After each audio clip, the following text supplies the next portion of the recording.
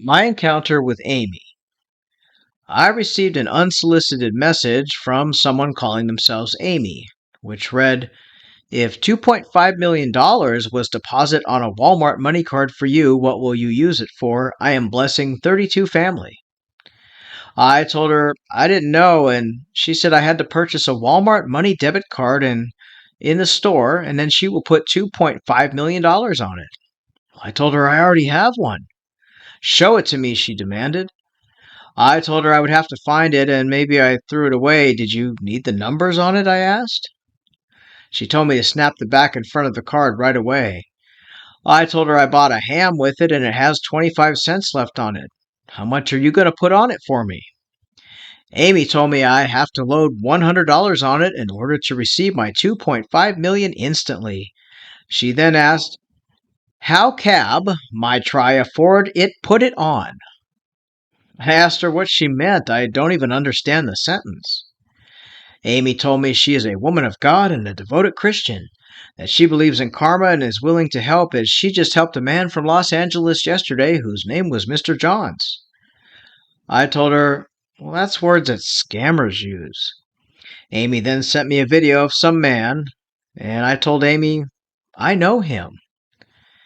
As a side note, scammers often use stolen videos or they will ask people to say something on video and send it to them in order to win a prize.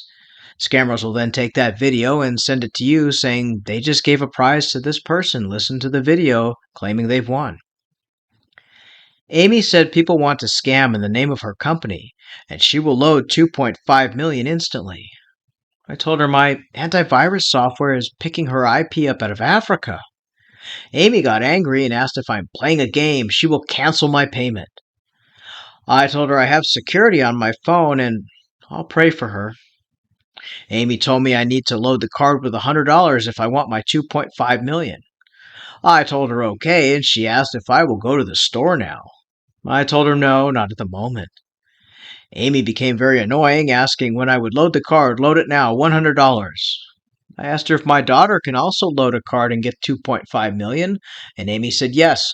Load it now, do it now. I will process once you load the card. Snap the front and back of the card.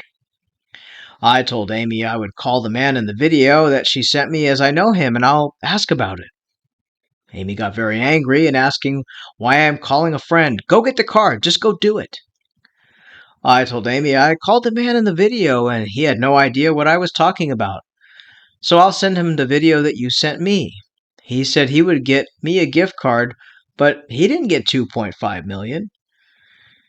Amy said, you have to be kidding me. Show me his photo. Maybe the man in the video I sent you and your friend, they're not the same person. There's no way you can know him. I don't think you really need the money, she said. Are you going to get the card or not? Otherwise, I'll give 2.5 million to someone else. I told Amy I have an Apple gift card instead. I can just give that to somebody else too. Amy asked how much it was for, and I told her $200, and she said to show her the card now. Snap the front and back. Do it now. I told her no, the card's for my granddaughter. Amy said, show it now, baby. Show the card. Amy then sent a picture of a box with money and some checks and said, believe the money is ready. Show the card. I told her no, keep the money. Never mind. Happy New Year. Amy became mad, telling me she doesn't need my money. I told Amy, good. I'll keep the card too. Bye. After that, the conversation ended. Story 2. My encounter with someone named Jojo Mario. I met Jojo online. They were using a popular stolen picture of a middle-aged man, and he started saying, hello, how are you doing? I came across your profile. And I asked Jojo, how? Jojo replied that he saw a post of mine. He then said how his name was Jojo Mario, and that he saw my post about Daughter's Day and it reminded him of his daughter. He asked my name. He said his name was Mario from Poland, and he asked if I was married or single, and I told him I was married with 2 grown children. Mario said he was divorced. He said his ex-wife left with his only daughter and he doesn't know why or where they are. That he went on a business trip and when he returned, they were gone. It was the worst day of his life, and that happened in 2020. And I told him, well, that was a bad year for everyone. He asked, why are you hubby? And what are you hubby? I told him I didn't understand his question, and he replied with, fine, don't tell me. I'm not forcing you. I finally realized he meant to say, what are your hobbies? But he spelt it hubbies. I told him I love to go to the casino gambling. He said he loves to travel, touring the wild. And he asked what my job is, and I told him my husband and I are retired. He told me I needed to rest and asked him if I just liked resting all the time. This guy wasn't a real conversationalist, that's for sure. Mario said he heard about the fires and he hopes they are not near me. And I told him no, they're in California. Congrats, he said. He asked me what my government is doing about the fire, and I told him I don't know. Mario said in Poland there's no issues at all. He then asked me to move the conversation to a chat called Line, which was a new one to me. I told him no, I only chat on FB, and he asked me what time it is over there. I told him 10:30 and I'm going to bed. Of course, the next morning he messaged wishing me a good rest and a good morning. He asked if I'll be going to church, and I told him no, and he asked if I'm a Christian.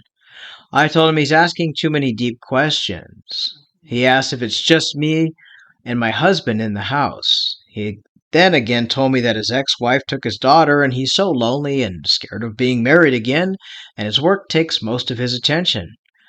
I told him I was busy with my grandson, and Mario said next week he will resume his work, and he asked me if I've ever cheated on my husband and have male friends to make me happy without my husband knowing. I told him never. My husband's my soulmate. Would you date a married woman? Mario said yes, he would, that there's no harm in being a special friend. I told him that doesn't sound very Christian like. He said he's dated married women before, and I told him that also is not very Christian of him, and that I was busy planning game night with my grandkids.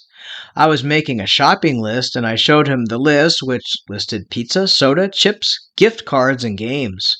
I told him I use Amazon gift cards as prizes. Mario suddenly wanted to come to my house to play games and asked, why do I give gift cards as game prizes? The next day, he messaged me asking if I got rid of all the gift cards and if my husband was home. I told him no, the kids will play tonight. Mario said we should play adult games together. I ignored him and told him my grandson got a gift card from me recently. I told him I was hoping to find him online as I had some extra PayPal gift cards, and Mario told me that was amazing. He then asked how my husband was and if I've taken my breakfast. I told him it's nearly noon. And again, he inquired about the PayPal gift card, and I told him I'd have to see if they work in Poland. He said his daughter needs them and that they will work for his daughter's mother. Funny enough, he didn't know where his daughter was before, but now suddenly he does. Now suddenly his daughter lives in Cuba because her mother couldn't send his daughter to college. He said gift cards could pay for her college. And I told him I've never heard of gift cards paying for college. Mario said he has an office in Poland where the cards are used for trading for cash. I told him that's what our friend in Nigeria does too, trades gift cards for cash. I asked Mario to tell me about his job, and he said he is in the military force and they don't pay on time or so good.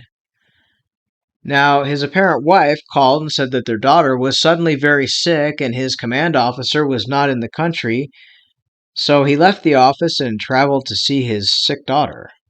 He said he got a letter from his commander that we have been withdrawn from work, so they are suffering, and he has failed as a father and husband, and there was an old woman paying for his daughter's college.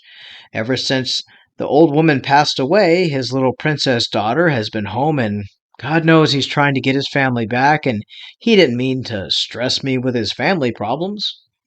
I told him it's no problem. Everyone has issues. Diana, his daughter, is the main stress as he prays to get over it. He then sent me pictures of a child. I asked how old she is as the photo he sent was of a girl probably around 8 or 9. Mario told me his daughter is 6 years old. I said, so she's 6 years old and in college. And he said yes because she speaks well and is smart like her mother. I told Mario, You usually start the first grade at 6 years old. What's the name of the college in Cuba that she's at? Mario said that he would have to ask her mother as they've been there 3 years now. I told Mario I'll support her through college just like I do my friend and I. Mario said that's good news and he will inform his wife. He then sent a photo of some random woman who he said was his wife.